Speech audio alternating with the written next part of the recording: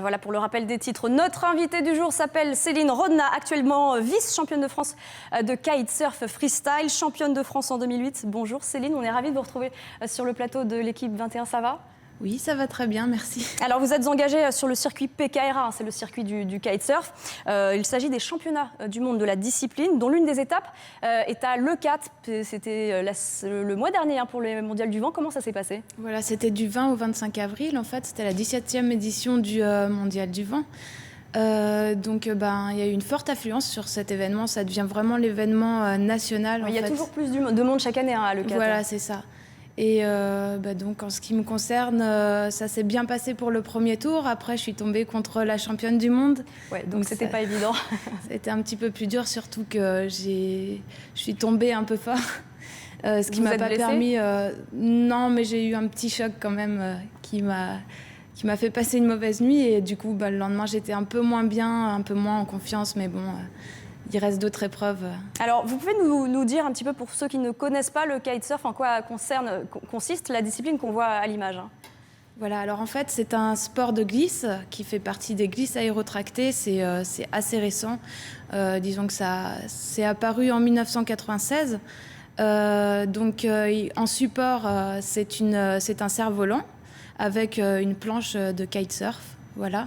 Et donc, on est tracté par ce cerf-volant. Alors, la difficulté, elle est où ? Elle est sur le maniement du cerf-volant, sur le maniement de la planche, sur le vent, c'est un peu tout ça ? Voilà, sur la consistance du vent, en fait, et sur la technicité des sauts qu'on appelle des tricks en freestyle. D'accord, donc en fait, ce qui compte en compétition pour vous au niveau du kitesurf freestyle, c'est la qualité du saut, et pas la vitesse, on est d'accord ? Voilà, c'est ça. C'est exactement ça. Alors, je sais que vous avez commencé le kitesurf à l'âge de 25 ans. Aujourd'hui, vous en avez 33. Est-ce qu'on peut dire que vous avez commencé relativement tard quand même ? Parce qu'aujourd'hui, vous êtes engagé dans le circuit professionnel. En effet, on peut dire ça, surtout que là, avec le temps, les jeunes poussent de plus en plus, ce qui est très bien d'ailleurs. Maintenant, nous avons... dès le début, déjà, il y avait Gisela Pulido, qui est une Espagnole qui a commencé à être championne du monde à l'âge de 11 ans. Et oui.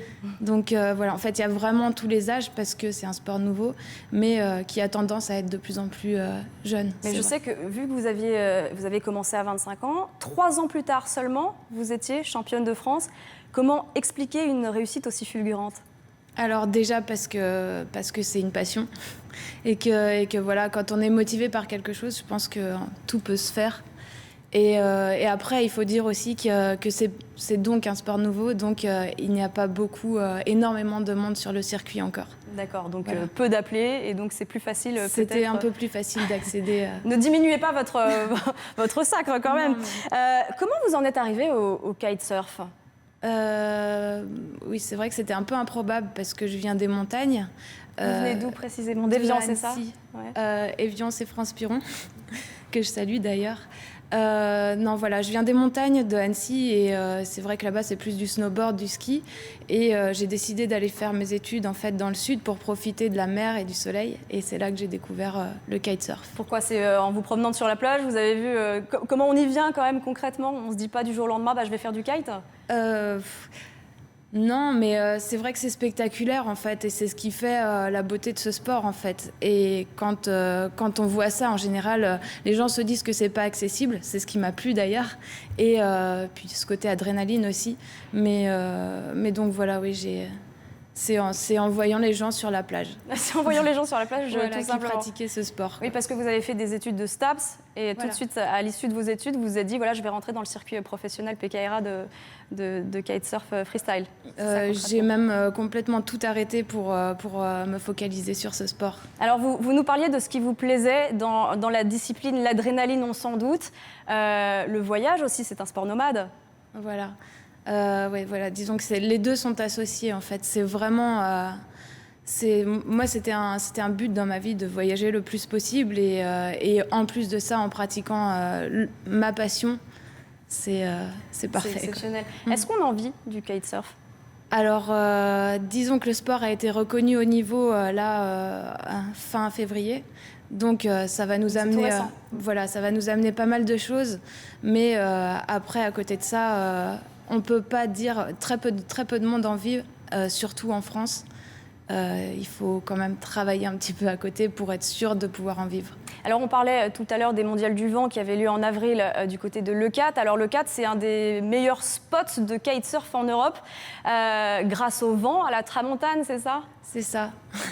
Disons que oui, c'est un des spots le plus vantés de France.